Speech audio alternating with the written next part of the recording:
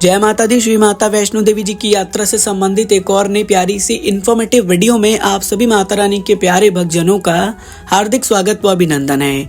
नवंबर महीने की शुरुआत हो चुकी है और ऐसे में काफी माता रानी के प्यारे भक्तजन हैं जो माँ भगवती जी के दर्शनों के लिए आगामी नवंबर दिसंबर में माता रानी जी के दरबार पहुंच रहे हैं। अगर आप भी आगामी दिनों में जाने वाले हैं तो वीडियो को पूरा देखिएगा। जैसा कि आपको पता ही है कि पिछले काफी सालों से हम वीडियोस बना रहे हैं माँ भगवती जी की यात्रा से संबंधित छोटी से बड़ी जानकारी सही तौर पर आपसे साझा कर रहे हैं। तो इस वीडियो में भी हम आप सबसे अपने पिछले साल का जो भी यात्रा अनुभव है नवंबर दिसंबर का वो आपसे साझा करने वाले हैं। इस वीडियो में आप जानने वाले हैं कि आपको किस प्रकार से अपने नवंबर दिसंबर की यात्रा का प्लानिंग करना है, कैसे आपको कहां पर स्टे करना है, किस तरह से आपको माता रानी जी के दर्शन करना है, इसके साथ साथ स्नोफॉल होने के क्या चांसेस हैं, वेदर कैसा रहने वाला है आगामी नवंबर दिसंबर में, साथ ही साथ प्राचीन गुफा कब खुलने वाली है। तो तमाम प्रकार की महत्वपूर्ण जानकारी इस वीडियो में आप प्राप्त करेंगे, इसलिए इस वीडियो को ध्यान पूर्वक पूरा देखने के साथ इसे ज्यादा से ज्यादा अपने सोशल मीडिया पर शेयर कर दीजिएगा। चलिए प्यारी सी वीडियो की शुरुआत करते हैं सबसे पहले ट्रेन जानकारियों के साथ। आपको तो पता ही है ज्यादातर श्रद्धालु ट्रेनों का सहारा लेते हैं माता रानी के दरबार जाने के लिए। काफी भक्तों को ट्रेन जो है वो डायरेक्ट कटरा तक मिल जाता है, लेकिन काफी भक्तों को जो है वो ट्रेन में सीट नहीं मिलता है और उनकी ट्रेन जम्मू तक ही जाती है। सबसे पहले तो आपको वेबसाइट पर जाना है भारतीय रेलवे के और वहां पर जाकर आपको सर्च करना है स्पेशल ट्रेनों के बारे में। इस समय भारतीय रेलवे द्वारा नवंबर दिसंबर में त्योहारों के अवसर पर काफी नए नए स्पेशल ट्रेनों का संचालन शुरू किया गया है, तो उसमें आप आराम से अपना टिकट करा सकते हैं। इसके साथ साथ अगर आपकी ट्रेन जो है वो कटरा तक नहीं जा रही, जम्मू तक जा रही, तो आप जम्मू पहुंच के कटरा के लिए बस का सहारा भी ले सकते हैं, जिसमें कि आपको इलेक्ट्रिक बस मिल जाता है जिसका कॉस्ट मात्र 135 रुपीज है। 135 रुपए दे के आप बहुत आराम से कटरा पहुंच सकते हैं, तो इसका ऑप्शन आप सेलेक्ट कर सकते हैं। इसके साथ साथ आपको पता है कि जैसे ही आप जम्मू कश्मीर में एंटर करते हैं आपके एरिया का प्रीपेड सिम वर्क नहीं करता है। या तो अपने घर से अपने सिम को पोस्टपेड में कन्वर्ट करा के ले जाइए, जिसका कॉस्ट आपको ज्यादा पे करना पड़ सकता है। डिपेंड ऑन यू कि आप कौन सा प्लान लेते हैं, किस प्रकार से आप बिल देते हैं। लगभग 500 से ऊपर ही बिल आएगा। लेकिन अगर प्रीपेड की बात करें तो आप जम्मू कश्मीर पहुंच के वहां से अपने आईडी पर एक प्रीपेड सिम ले सकते हैं, जिसका कॉस्ट हार्डली 350 से लेके 450 के बीच होता है। कौन सा सिम लेते हैं, 5G 4G किस ऑपरेटर का सिम लेते हैं, वो भी आप जाके वहां से ले सकते हैं। लेकिन मेरे हिसाब से फुल्ली रिकमेंडेड रहेगा आपके लिए, जियो ज्यादा बेटर रहता है। अब माता रानी के दर्शनों के लिए आप पहुंचते हैं और कटरा में आपको रूम्स या डॉर्मेट्री चाहिए होता है, बिकॉज आपको स्टे करना पड़ता है। तो ऐसे में अगर डॉर्मेट्री की बात करें तो आप त्रिकुटा भवन की डॉर्मेट्री बुक कर सकते हैं, जिसका संचालन श्री माता वैष्णो देवी श्राइन बोर्ड द्वारा किया जाता है, जो कि बहुत बड़ा संस्था है। और इसकी बुकिंग आप जो है www.maavaishnodevi.org ऑफिशियल वेबसाइट पर भी जाके कर सकते हैं, जिसका पर बेड का कॉस्ट मात्र 150 रुपए होता है। 150 के लिए आप 24 घंटे तक रुकिए। साथ ही साथ आप वहां पे जो है वो फ्री में अपना सामान भी रख सकते हैं जब आप माँ भगवती जी के दर्शनों के लिए जा रहे हैं क्लॉक रूम में। इसके साथ साथ आपको कम्बल की सुविधा भी आराम से मिल जाती है, क्योंकि नवंबर दिसंबर में ठंड रहता है, तो कम्बल भी आपको यहाँ पर बहुत इजीली प्रोवाइड हो जाता है। अगर आप अपने कार से आ रहे हैं तो अपना कार भी पार्क कर सकते हैं। साथ ही साथ आप यहाँ पर नीचे जाके भोजनालय की सुविधा लेके भोजन भी ग्रहण कर सकते हैं। तो तमाम प्रकार की फैसिलिटी मिल जाती है त्रिकुटा भवन में। लेकिन अगर आप डॉर्मेट्री नहीं लेना चाहते, आपका मन है कि आप रूम लीजिए, तो आप कटरा पहुंचिए। कटरा में इजीली आपको नवंबर दिसंबर में रूम्स अवेलेबल हो जाते हैं। ज्यादातर देखा गया है कि नवंबर में तो आसानी से मिल जाता है, लेकिन दिसंबर के एंड में रूम मिलना थोड़ा मुश्किल हो जाता है। तो कोशिश करिए अगर आप एंड में जा रहे हैं दिसंबर की, लाइक 25 से लेके 31 दिसंबर तक, तो आप अपनी बुकिंग रूम की ऑनलाइन कर लीजिए, वो आपके लिए ज्यादा बेटर रहेगा। कम प्राइस में आपको इस समय रूम्स वगैरह ऑनलाइन भी इजिली मिल जाएगा। अब आगे बढ़ते हैं वीडियो में और बात करते हैं प्राथमिक जानकारी की। उसमें आता है RFID कार्ड, बिकॉज बिना RFID कार्ड के आप माँ भगवती जी की यात्रा नहीं कर सकते हैं। इसके लिए सबसे पहले तो आप कोशिश यही करिए कि अगर आप नवंबर में जा रहे हैं तो भी आप ऑनलाइन रजिस्ट्रेशन कर लीजिए। अगर आप दिसंबर के एंड में जा रहे हैं, लाइक 25 से लेके 31 दिसंबर तक, तो कोशिश करिए कि अपना ऑनलाइन रजिस्ट्रेशन अवश्य करा ले। इसलिए क्योंकि उस समय संख्या बहुत ज्यादा बढ़ जाती है और उस समय संख्या बढ़ते हुए देखकर श्री माता वैष्णो देवी श्राइन बोर्ड द्वारा जो काउंटर्स होते हैं उस पर विंडोज की संख्या लगातार बढ़ा दी जाती है, जिसमें कि जो भी भक्त ऑनलाइन रजिस्ट्रेशन करा के आते हैं उन्हें सिर्फ अपना स्लिप दिखाना पड़ता है और आराम से उनको RFID कार्ड मिल जाता है। पिछले समय ऐसा हुआ भी था, लेकिन अगर आप नवंबर में जा रहे हैं तो चिंता मत करिए, ऑनलाइन करना है कर लीजिए। अदरवाइज आप कटरा के ऑफलाइन काउंटर पर भी विजिट करके RFID कार्ड इजीली प्राप्त कर सकते हैं। जितने भी कटरा के मेन स्टैंड पर काउंटर बनाए गए, जो बस स्टैंड के पास है, काउंटर नंबर 2 है, हेलीपैड पे भी काउंटर है, निहारिका कॉम्प्लेक्स के अंदर भी काउंटर है, ताराकोट मार्केट स्टार्टिंग पॉइंट पे भी काउंटर है, वैष्णवी भवन जम्मू में है, वहाँ पे भी है, तो आप यहाँ पे जाके अपना जो है RFID कार्ड बहुत ईजिली प्राप्त कर सकते हैं। याद रखिएगा, जब आप RFID कार्ड लेने के लिए जा रहे हैं तो आपके पास एक वैलिड ID भी होना आवश्यक है, क्योंकि वो वैलिड ID चेक करते हैं कभी कभी, इसलिए आपके पास रहेगा तो ज़्यादा बेटर रहेगा। साथ ही साथ जो श्रद्धालु 5 साल से ऊपर है उन्हें RFID कार्ड लेना अनिवार्य है। जब आपकी यात्रा समाप्त हो जा रही है तो RFID कार्ड को ज़रूरी इससे जो है वो श्राइन बोर्ड को रिटर्न अवश्य कर दीजिएगा। अब आगे बढ़ जाते हैं और बात करते हैं कि हमें अपनी यात्रा प्लानिंग करनी कैसे चाहिए। देखिए, मेरे हिसाब से तो अगर आपकी भवन पर बुकिंग है तो फिर आप अपने हिसाब से किसी भी टाइम अपनी यात्रा की शुरुआत करिए, भवन पर पहुंच के स्टे करिए, फिर आप अपने हिसाब से अपना प्लानिंग सेट कर लीजिए कि आपको रात में दर्शन करना, दिन में करना है। दर्शन वगैरह करके रेस्ट करिए अपने डॉर्मेटरीज में और फिर नेक्स्ट डे आप आराम से कटरा जाइए। लेकिन अगर आपकी बुकिंग नहीं है तो उसके लिए आप अपना एक प्लान सेट कर लीजिए कि लाइक आप अर्ली मॉर्निंग निकल जाइए, 3 से 4 या 4 से 5 के बीच में निकलिए आराम से। RFID कार्ड या तो आप रात में 10 बजे के बाद ले लीजिए, 10 बजे तक मिलता है तो 10 बजे तक ले लीजिए, या तो आप ताराकोट मार्ग के स्टार्टिंग पॉइंट पे भी जाके RFID कार्ड ले सकते हैं। और कार्ड लेने के बाद लाइक मान लीजिए कि 4 से 5 के बीच में आपको यात्रा स्टार्ट कर देना है। इससे क्या होगा कि आप दोपहर के 11-12 बजे तक माता रानी जी के भवन पहुंच जाएंगे। 12 बजे के बाद आप पहुंचते हैं, 1-2 घंटा आपको लगेगा फ्रेश होने में। आप 1-2 बजे के बाद माँ भगवती जी के दर्शन करेंगे। उसके बाद आप तुरंत भैरव बाबा के दर्शन करने के लिए प्रस्थान करिए। वहां से दर्शन करके रोपवे से रिटर्न आना है तो आ जाइए, अदरवाइज आप जो है उधर से ही डाइवर्ट होके नीचे कटरा शहर की ओर प्रस्थान करिए। रात को लगभग 10-11 बजे तक आप कटरा भी आ जाएंगे। इससे आप आराम से कटरा में आके स्टे करेंगे। बट अगर आपकी बुकिंग नहीं है तब ये प्लानिंग आपके लिए काफ़ी हेल्पफुल साबित रहेगा।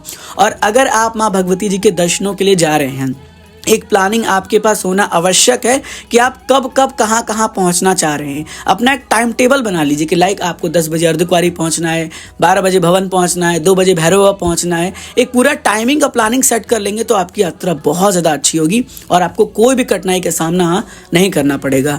ऑनलाइन बुकिंग की बात करते हैं। सबसे पहले तो आपको एक काम करना है कि आप रोपवे की टिकट को ऑनलाइन बुक कर लीजिएगा। अगर आप नवंबर में जा रहे हैं तो भी बुक कर लीजिएगा, दिसंबर में जा रहे हैं तो भी बुक कर लीजिएगा। ऑलरेडी वेबसाइट पर बुकिंग ओपन हो चुका है। मैं इसलिए कह रहा हूं ताकि आपको दुर्गा भवन के बेसमेंट में जाके लंबी लंबी कतारों में ना लगना पड़े ऑफलाइन टिकट लेने के लिए, और सबको लाइन में लगना पड़ेगा। तो बेहतर है कि ऑनलाइन करा लेंगे और लाइक जहां से एंट्री होगी वहीं से एंट्री करेंगे, अंदर जाके अपना QR कोड स्कैन कराएंगे और फटाक से आप रोपवे के माध्यम से भैरव बाबा की ओर प्रस्थान कर लेंगे।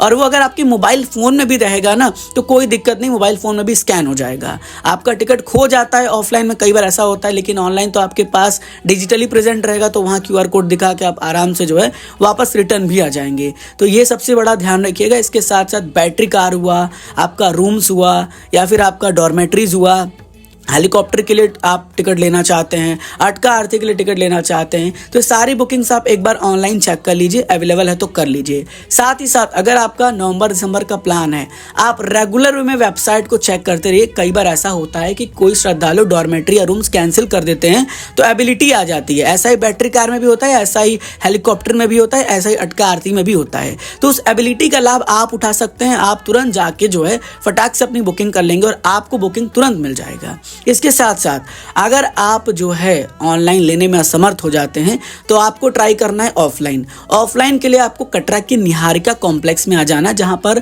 रूम एंड रिजर्वेशन काउंटर है, जहां पर आपको पहुंचना है सुबह 6 बजे से पहले।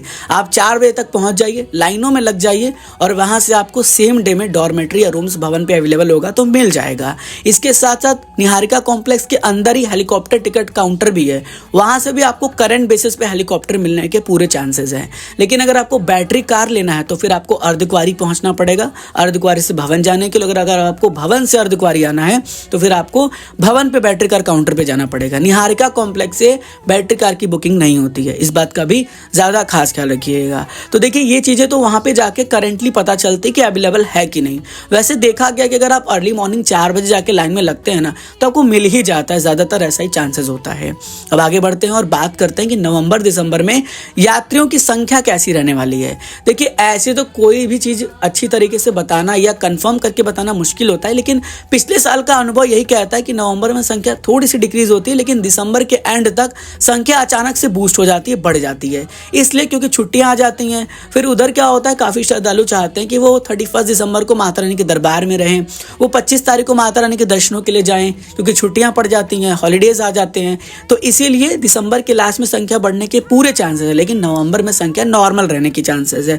लाइक 20-25 हज़ार पहुंच जाएगी तो बहुत ज़्यादा है। वैसे डिपेंड करता है कि किस प्रकार से श्रद्धालु अपना प्लानिंग कर रहे हैं। अगर आप जा रहे हैं तो कमेंट करके बताइएगा अवश्य, जिससे हमें ये पता चले कि आप नवंबर में जा रहे हैं, दिसंबर में जा रहे हैं। अब आगे बढ़ते हैं और बात करते हैं अर्धकुंवारी दर्शन की। देखिए, अर्धकुंवारी दर्शन में टोटली डिपेंड करता है यात्रियों की संख्या। अगर संख्या ज़्यादा होगी वेटिंग समय ऑलरेडी ज़्यादा हो जाएगा, अगर संख्या कम होगी तो वेटिंग समय कम रहेगा। लेकिन नवंबर में संख्या कम रहने के चांसेस हैं तो वेटिंग समय कम ही रहेगा। दिसंबर में संख्या बढ़ सकता है तो वेटिंग समय बढ़ सकता है। इसके साथ साथ अगर आप वेटिंग समय का इंतजार करना ही नहीं चाहते हैं, आप माता रानी के गरुजुन गुफा के दर्शन करना चाहते हैं और आरती का लाभ लेना चाहते हैं, तो आप गरुजुन आरती पर्ची कटा लीजिए, जिसका अमाउंट सिर्फ 300 रुपये होता है। 300 रुपये में आपको जस्ट गरुजुन आरती के बाद आपको गरुजुन गुफा से दर्शन करने का मौका मिल जाता है, जिससे आपका टाइम पूरी तरीके से सेफ हो जाता है और आपको जो है वेटिंग समय का इंतजार करना नहीं पड़ता है। तो ये ऑप्शन आपके लिए भी बेटर हो सकता है।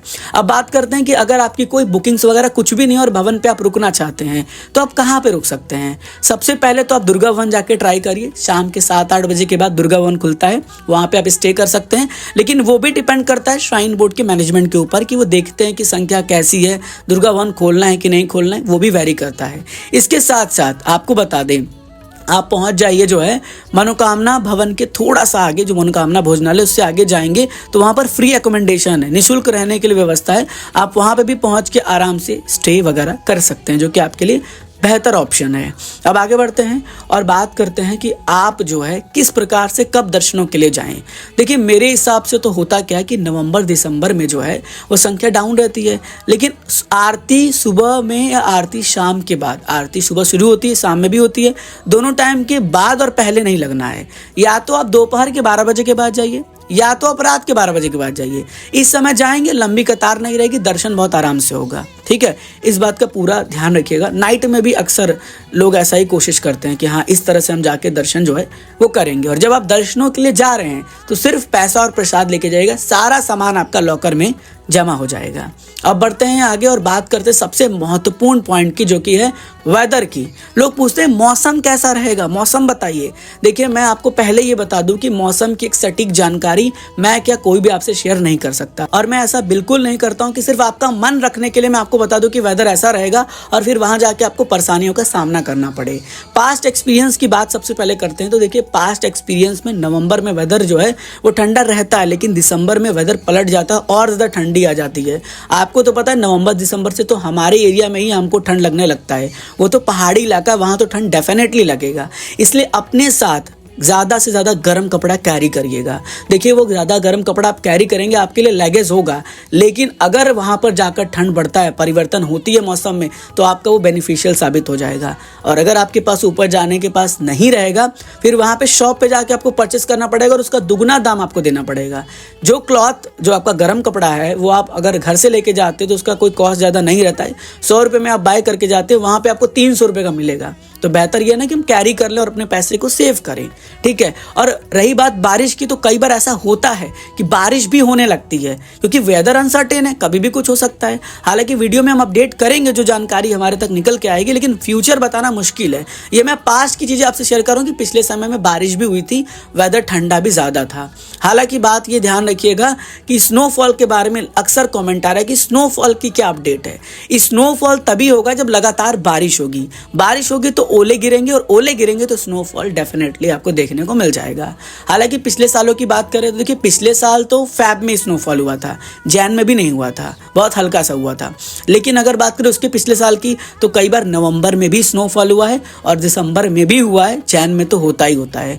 तो अगर स्नोफॉल की बात करें तो चांसेस ज़्यादातर दिसंबर में हैं, लेकिन नवंबर में थोड़े चांसेस कम है। और जो कुछ भी अपडेट होगा इन फ्यूचर, आप जाते हैं तो वीडियोस को देखते रहिएगा, हम आपको अपडेट करके सारी जानकारी बताते रहेंगे कि किस प्रकार से किस तरह का मौसम बना हुआ है। बना रहेगा ये नहीं बता पाएंगे, मैं फिर से कह रहा हूं। और अगर आपको कोई बता भी रहा है तो सिर्फ वो आपको मूर्ख बना रहा है, सिर्फ आपको जो है वो डाइवर्ट कर रहा है, क्योंकि वेदर, कोई भी वहां अनसर्टेन वेदर को क्लियर तौर पे नहीं बता सकता। अब आगे बढ़ते हैं और बात करते हैं क्या क्या जरूरत के सामान आपको कैरी करने हैं। सबसे पहले तो अपना जैकेट कैरी कर लीजिएगा, एक जो है वो फुल क्लॉथ्स कैरी करिएगा जो आपका पूरा शरीर ढक पाए।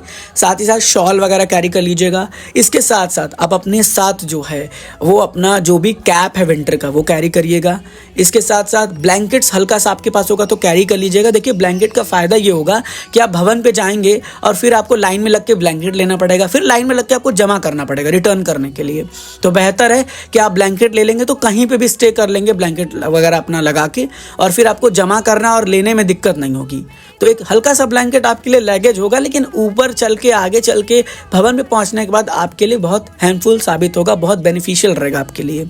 अपने साथ मेडिसिन अवश्य कैरी करिएगा। अब बात कर लेते हैं खाने पीने में, क्या आपको खाना पीना है और किस तरह से चलना है। देखिए विंटर का समय रहने वाला है, गर्म चीज़ें लेते रहिएगा, चाय कॉफ़ी हुआ जो भी आप प्रेफर करते हैं, जितना भी आप हो सके गर्म चीज़ें लीजिएगा। ऐसा कुछ खाइएगा जो आपके शरीर को गर्म रखे, तो वो आपके लिए ज़्यादा अच्छा रहेगा। और बहुत हैवी भोजन भी ना कर लीजिएगा, नॉर्मल लाइट वेट भोजन करके आप जो है ट्रैकिंग करते रहिएगा। अब आते हैं और सबसे लास्ट जो है पॉइंट की बात करते हैं, और वो है कि प्राचीन गुफा कब खुलेगा। सबके मन में सवाल है प्राचीन गुफा कब खुलेगा, प्राचीन गुफा की जानकारी दीजिए। देखिए प्राचीन गुफा जो है वो 14 जनवरी 2023 में खुला था। पिछले साल की जो एक्सपीरियंस मैं आपको बता रहा हूँ, इस बार भी चांसेस है 14 जनवरी को खुलने का। और ये अपने दिमाग में ना सोच के जाइए कि हमें प्राचीन गुफा से ही दर्शन करना है। मैं ये कहता हूँ कि अगर आपकी भक्ति सच्ची है, आपके मन में लगन है, माता रानी के प्रति आस्था है और माता रानी को सच्चे मन से याद करके जा रहे हो, तो माता रानी आपको प्राचीन गुफा से दर्शन अवश्य कराएंगी। बस अपनी मन की डेडिकेशन को बना के रखिएगा, माता रानी आपको प्राचीन गुफा से दर्शन जरूर कराएंगी। तो 14 जनवरी को प्राचीन गुफा खुलता है, मार्च के फर्स्ट वीक तक खुला रहता है, और आने वाले टाइम में जो भी अपडेट होगी वो हम आपसे शेयर करते रहेंगे। तो हमारी इस इन्फॉर्मेटिव वीडियो को देखते रहिएगा। और कैसा लगा ये इन्फॉर्मेटिव वीडियो, जो आपके लिए हमने ये सारी वैल्यूएबल जानकारी दी है, प्रेजेंट को देखते हुए पास्ट को भी हमने इंक्लूड किया है, तो मुझे कमेंट करके अपना फीडबैक अवश्य दीजिएगा कि वीडियो आपको कैसे लगी। फिर मिलते हैं ऐसे कुछ नई इन्फॉर्मेटिव वीडियो के साथ। जुड़े रहिए आपके प्यारे से YouTube as well as Facebook page train rider के साथ। God bless you all. जय हिंद, जय माता दी। तूने सारी दुनिया पे मेरे कर दी, आई साडी वारी तो तू देर कर दी। तूने सारी दुनिया पे मेरे कर दी, आई साडी वारी